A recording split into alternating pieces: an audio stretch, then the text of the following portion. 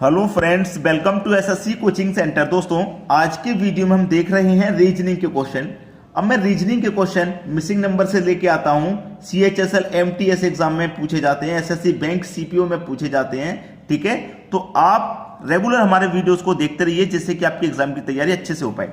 अब यहाँ पे जो पहला सवाल है, कितने बच्चे इसको कर पाएंगे?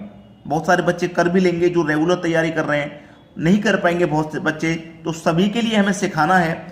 अब यहाँ पे सबसे पहला हिंट आपके दिमाग में ये आना चाहिए कि इस तरीके का कोई क्वेश्चन आ जाए तो बड़ी संख्या देखेंगे आप किधर है। तो ऐसे चलेंगे बड़ी संख्या 21, ऐसे चलेंगे तो 25, ऐसे चलेंगे तो x का मान आपको फाइंड करना है। ठीक है, तो मैं 8 और 3 से 21 कैसे बना, 6 और 5 से 25 कैसे बनाया, 12 और 2 से उसी तरीके से x का मान बन जाएगा। ठीक है, तो सबसे पहले क्या करना है आपको कि इस 8 और 3 से 21 बनाना है। तो कैसे बनेगा?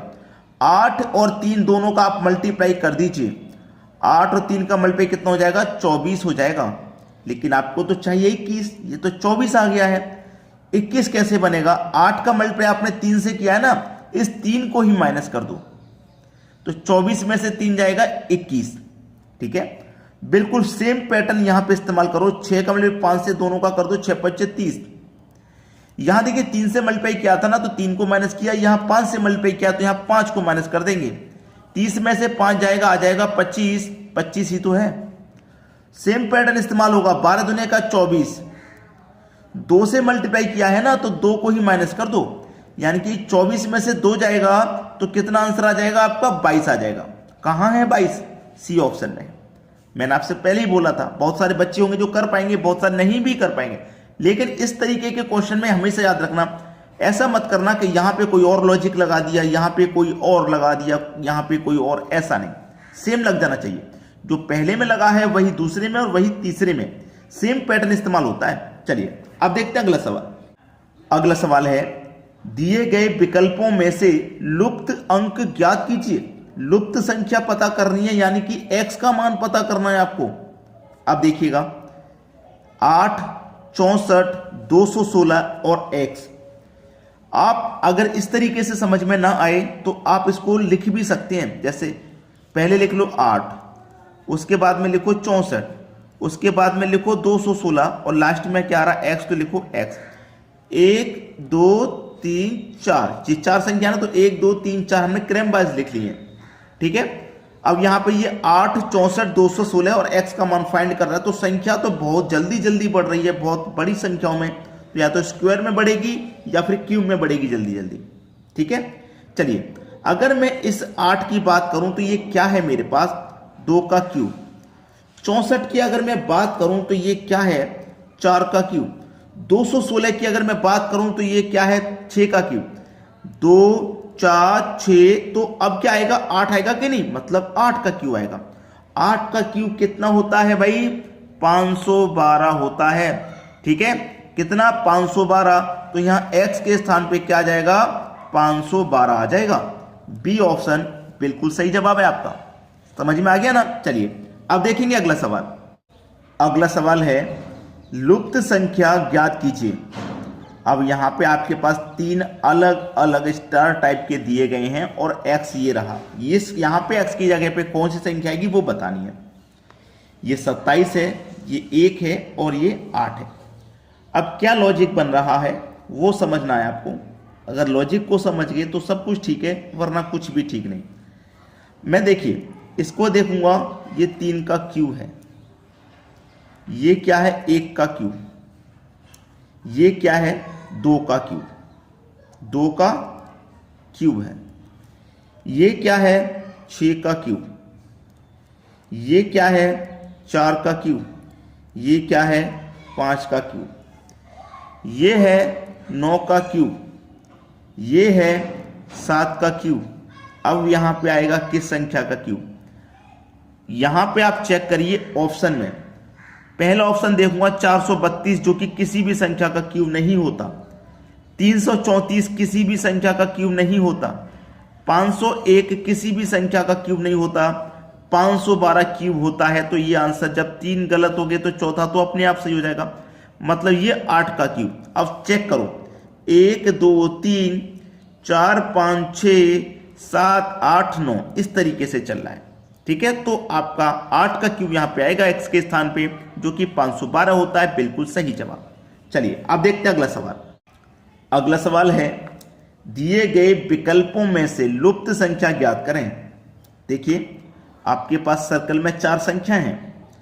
जब सर्कल के अंदर 4 संख्या हो, कभी कभी 6 भी होती है, कभी कभी 8 भी होती हैं, तो सबसे पहला तरीका क्या रहता है कि आप उनका रिलेशन इस तरीके से आमने सामने बना लें।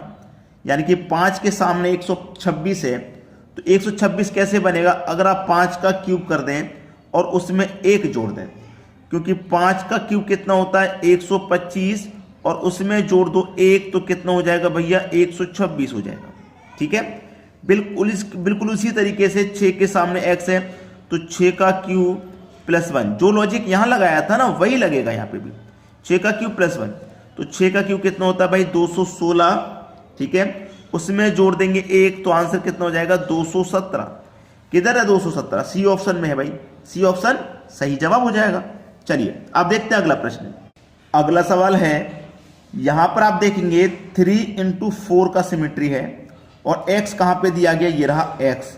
तो ये यहां पे संख्या 3 कैसे आई, यहां पे 2 कैसे आई, वो पता करना है। लेकिन मैंने आपको तरीका क्या बताया कि बड़ी संख्या को देखिए कहां पर है। बड़ी संख्या देखिए, आप ऐसे नीचे की तरफ चलेंगे तो 18, ऐसे चलेंगे तो 27, और ऐसे चलेंगे तो 96। यानी कि ये 18 कैसे बना, 27 कैसे बना, और 96 कैसे बना? यही तो करते हैं आप। लेकिन इस बार आपको संख्या यहां पे ये वाली फाइंड करके देखनी है। तो मेरे पास ये क्या है? 18 है। 18 है ना, तो मैं ऊपर वाली इन दोनों संख्याओं को जोड़ लेता हूं। 4 और 5 को कितना हो जाएगा? 9। तो मुझे ये संख्या तो पता करनी थी। 18 ले लिया, ऊपर वाली दोनों संख्याओं को जोड़ के अगर मैं डिवाइड करूंगा, 9 से डिवाइड करूंगा 18 में, 2 बार में जाएगा, मुझे 2 मिल गया ये वाला। अब मैं क्या करूंगा? 27 को ले लेता हूं, ऊपर वाली दोनों को जोड़ूंगा तो 6 और 3 9 हो जाएगा।